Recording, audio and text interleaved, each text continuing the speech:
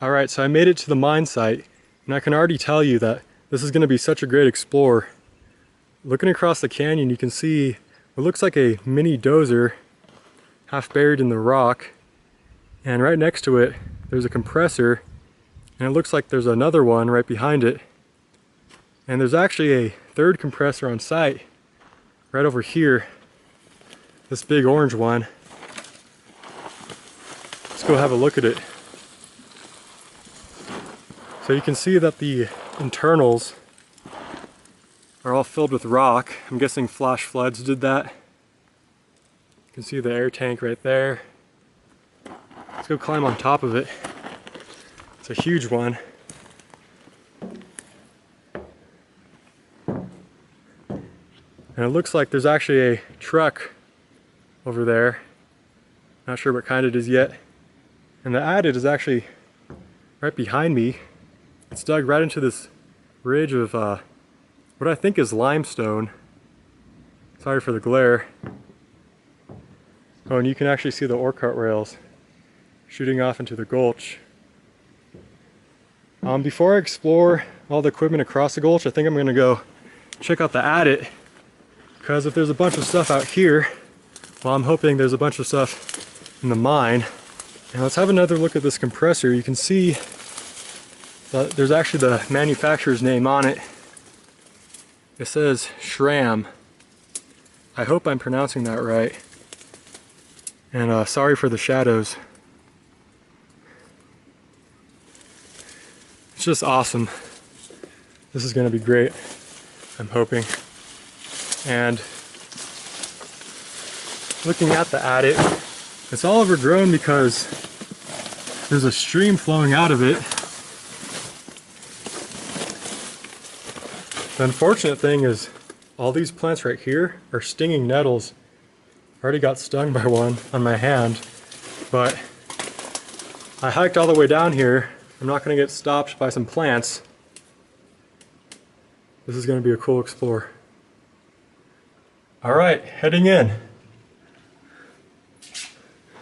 It's a bit flooded, but not too bad.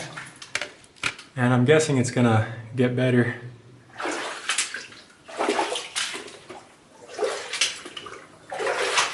Lots of bugs in here too.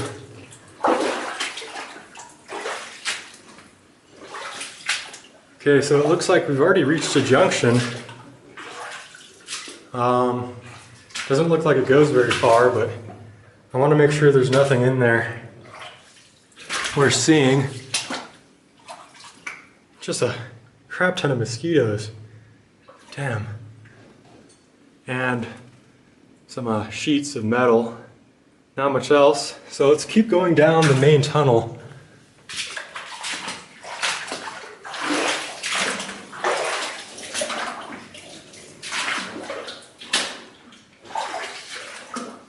Okay.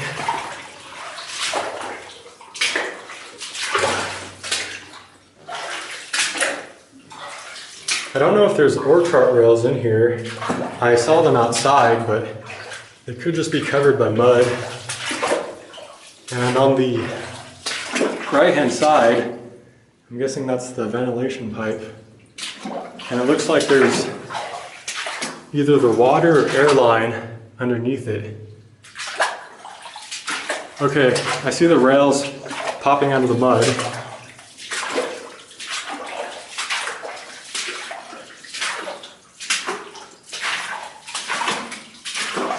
See? And it looks like all the water's draining on the left-hand side. And I think they, the miners designed that on purpose. I think they call it a piss stitch because, well, you can use your imagination.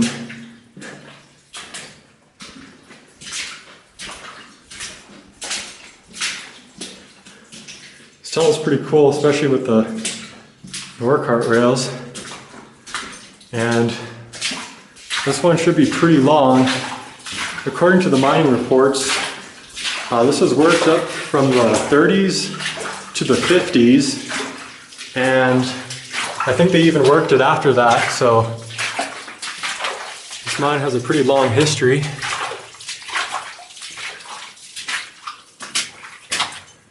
can see some timbering in this section.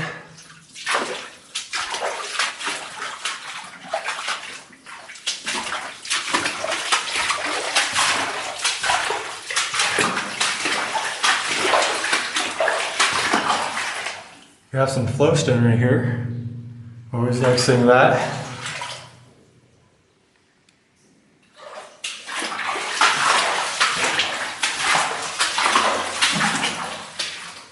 I see other footprints in here. But I'm guessing that not many people visit this because this was a pretty long hike to get to. And it's going to be very, very steep getting out.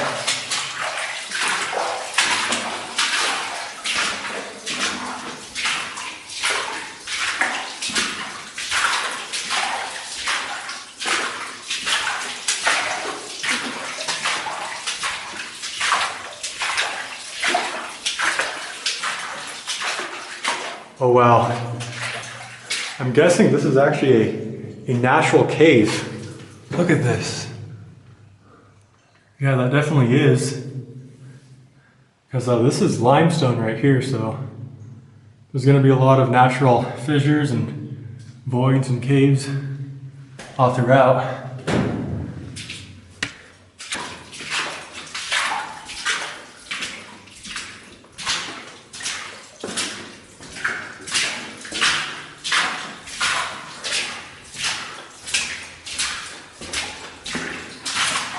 You can see all the dynamite holes.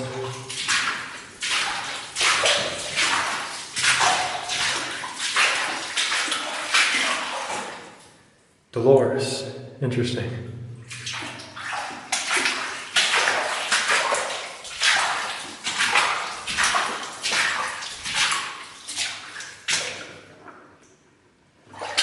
Oh, 1941, ED.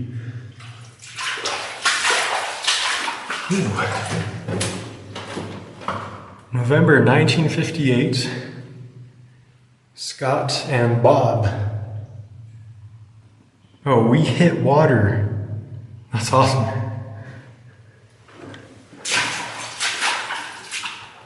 Some survey markings or something.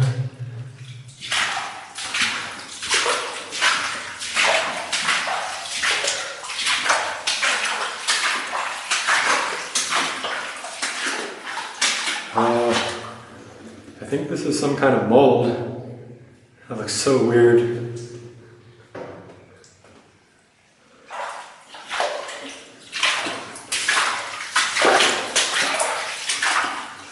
Looks like we're reaching a small bit of collapse up ahead. That says 500. Yeah, I think we're about 500 feet in, so. Whoa. Yeah, there's a bunch of weird like fissures in here in the limestone. This definitely wasn't mined out.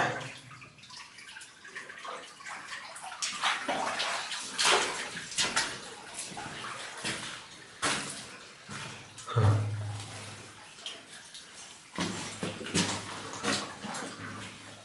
That is really pretty though.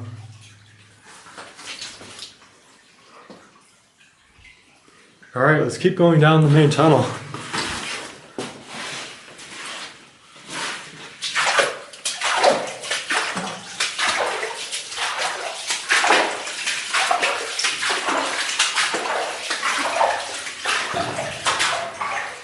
So the goal of this tunnel was to reach a vein that outcrops maybe about 1,000 feet above where we are now.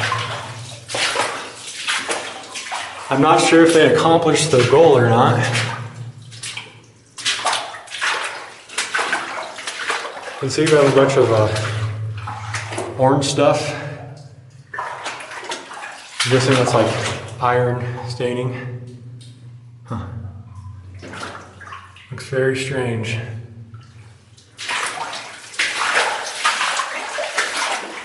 We have some formations right here.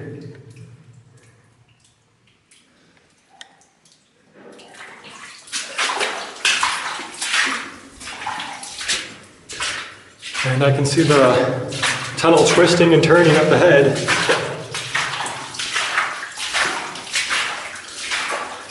It's really cool how this tunnel goes through the different layers of rock. We're not in limestone anymore, I'm pretty sure.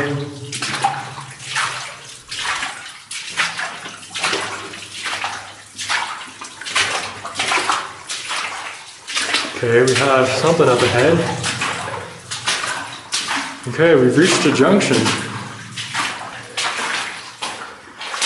So we have some barrels, and this was probably a receiver tank for the airlines. You can see the rubber hose going off towards the portal.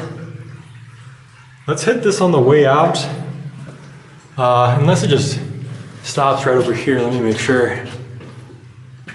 It looks like it keeps going, so I'll hit that on the way out. Let's keep going down the main tunnel. Uh-oh. My oxygen monitor is going off. I'm going to start heading back. I'm guessing there's bad air down that drift. Okay, we're at 19.4, so that isn't terrible. My meter is set to go off at 19.5, but I'd like to get it back up if I can. Sometimes it takes a while. Right now,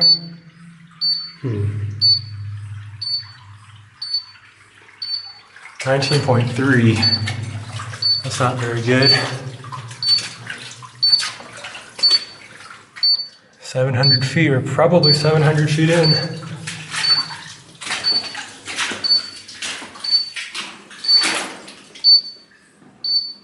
Staying at 19.3. Sometimes it takes a minute or two to get back to normal. I don't know. That's really unfortunate because this was turning out to be a really cool mine. The thing is, 19.3 is perfectly breathable.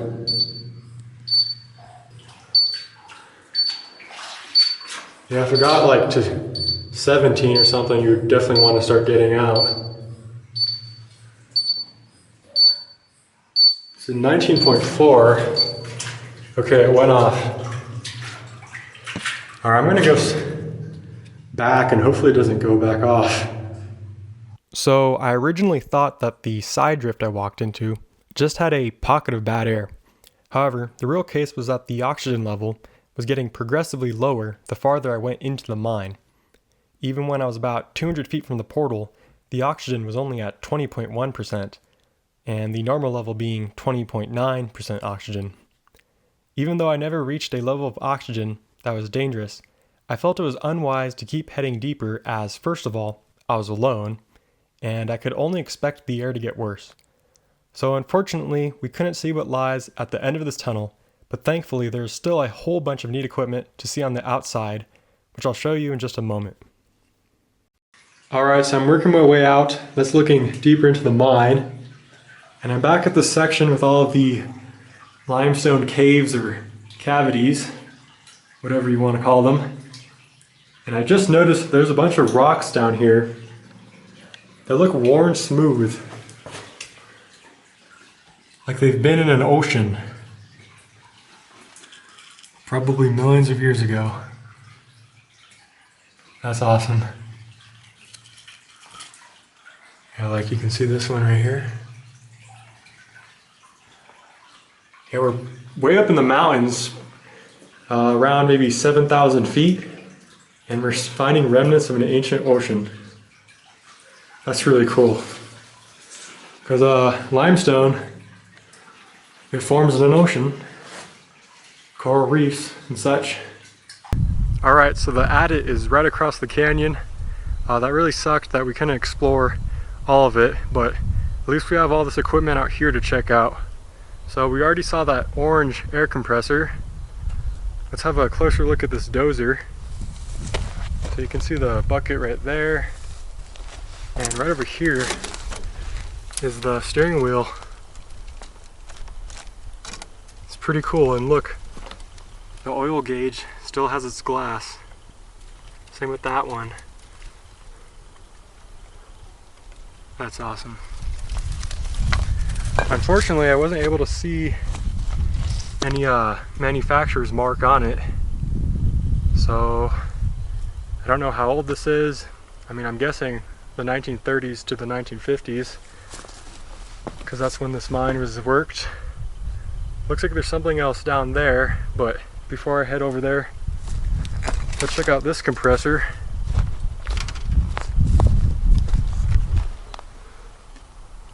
Sorry if the shadows makes it hard to see. But, I believe this part was where the air was compressed, and this was the engine that ran it. Could be wrong though. It says Ricks. Now let's go around to the front. Here's the radiator, and it's a Leroy Ricks compressor. That's awesome.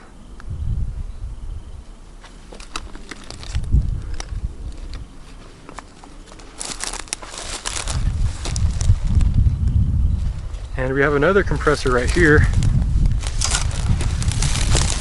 So it's mostly buried.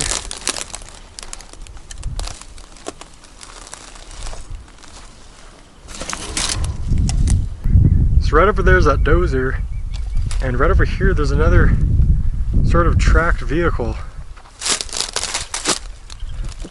Like right over here you can see the tracks on it. I'm not sure what it was.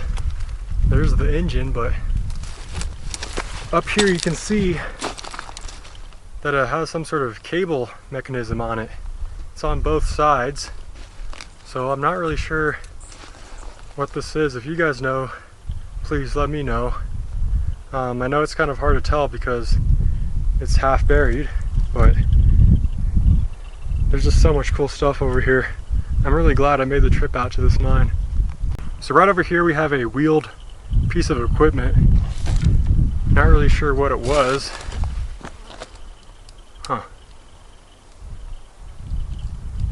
If you know what it might be, let me know.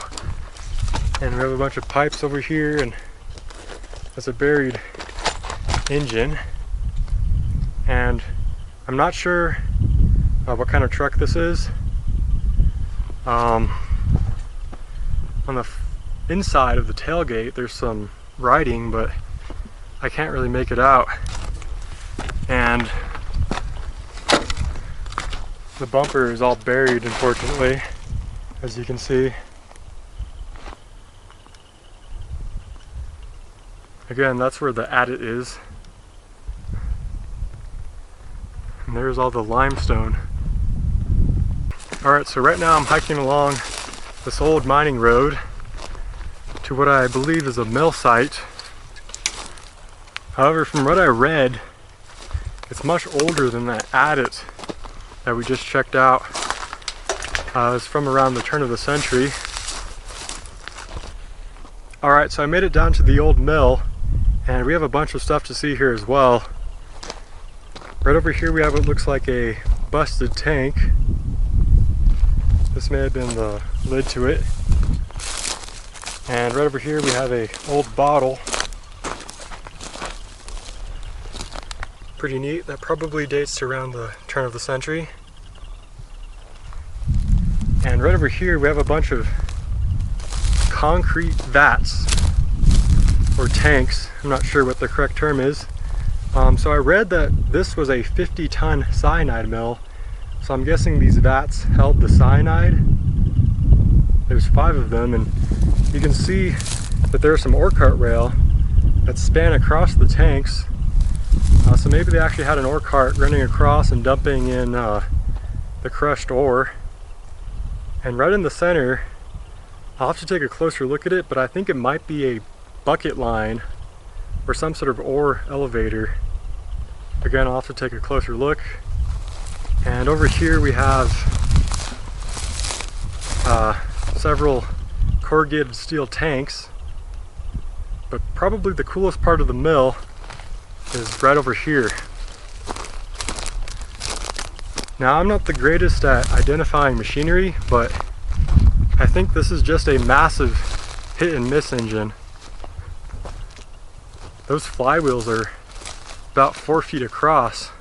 It's massive.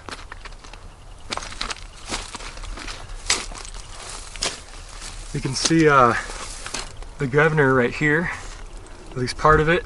Here's the cylinder. It's cracked. It's probably hit by a big rock or something. And I think you call this the pin rod, and that opens the valve, which would be right here.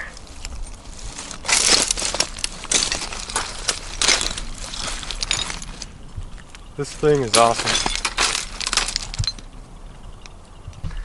Alright, so there's the engine, and right over here we have a big gear, and here's a closer look at one of these corrugated steel tanks. We have an ore cart rail right here. So let's go have a closer look at all of this equipment. Alright, so this just keeps getting better and better. Right down there is what I think is a jaw crusher, tipped over on its side. Here are these 3 big corrugated steel tanks. There's 2 more down over there. And I'm sort of standing on the edge of one of the vats right now. Here's a look across. And I'm starting to think that that is a bucket line, because I see there's a gear in the middle of that shaft and there's a chain connected to it, so there are probably buckets on there. But first I want to go check out this engine. Not engine, jaw crusher. Alright, so this is actually not a jaw crusher. I'm not sure what it is. It might be another engine, or maybe it's a compressor. I really don't know. Because you can see there's a piston in there. Huh. That's stuck in there pretty good.